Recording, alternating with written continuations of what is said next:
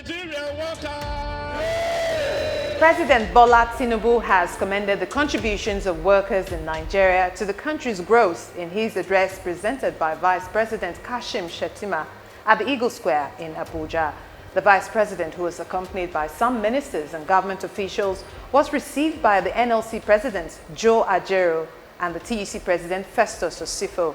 He commended the workers for their hard work and stated that the federal government is open to receiving recommendations from the committee on the new national minimum wage. My dear comrades and fellow workers in the service of our great country, today I join you to share in the essence of this day and to express my deepest gratitude and admiration for the invaluable contribution of each and every one of you to keep our nation afloat in times of greatest need.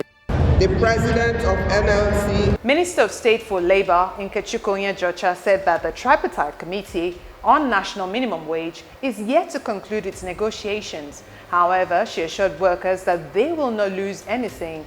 Ajero stated that the federal government has till May 31st to come up with a realistic and reasonable new minimum wage for Nigerian workers. You will recall that on January 30th, 2024, the federal government took a decisive step towards enhancing the welfare of Nigerian workers by inaugurating a 37-man tripartite committee on minimum wage. This committee was tasked with the critical responsibility of recommending a realistic, and I repeat, once again, a realistic national minimum wage that aligns with our current economic landscape. Since then, the committee has been working tirelessly alongside labor leaders to reach an agreement on a new national minimum wage that reflects the country's economic realities. And I repeat, that reflects the country's economic realities. Although the committee could not reach a consensus at its last meeting before the May deadline, we want to reassure Nigerian workers that we are working diligently around the clock with organized labor to conclude negotiations and ensure a successful outcome. Our commitment is unwavering. The Nigeria Labour Congress and the Trade Union Congress have at various times called on the administration of President Bola Tinubu to hasten upward review of wage awards.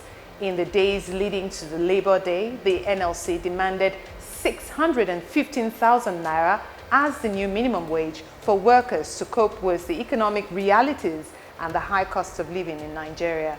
On his part, Osifo asked the Nigerian Electricity Regulatory Commission (NERC) and the power distribution companies to immediately reverse the current increase in electricity tariff for Band A and B customers. Consequently, the Nigerian Labour Congress and TUC have made it clearly and emphatically that should the minimum wage negotiation continue and linger till the end of May, we can no longer guarantee industrial harmony in this country. State of the nation.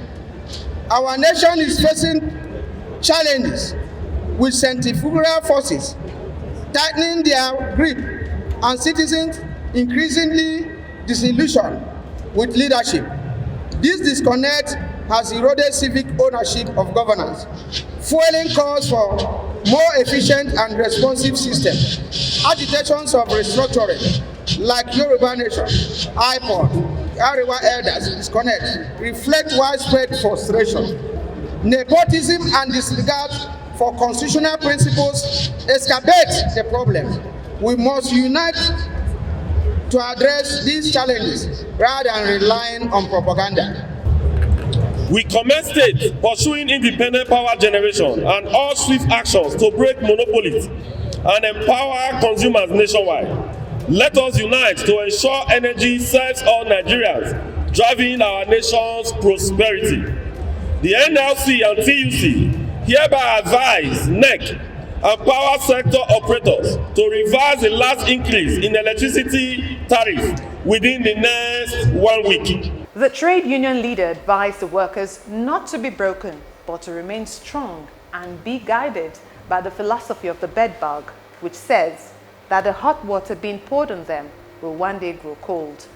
Nigerian workers commemorated this year's May Day amid unending queues at filling stations as scarcity of premium motor spirit (PMS), also known as petrol, worsens across the Federation. Although there have been assurances by the major oil supplier in the country, the Nigerian National Petroleum Company Limited (NNPCL), to alleviate the issue. However, the queues have persisted for over 1 week.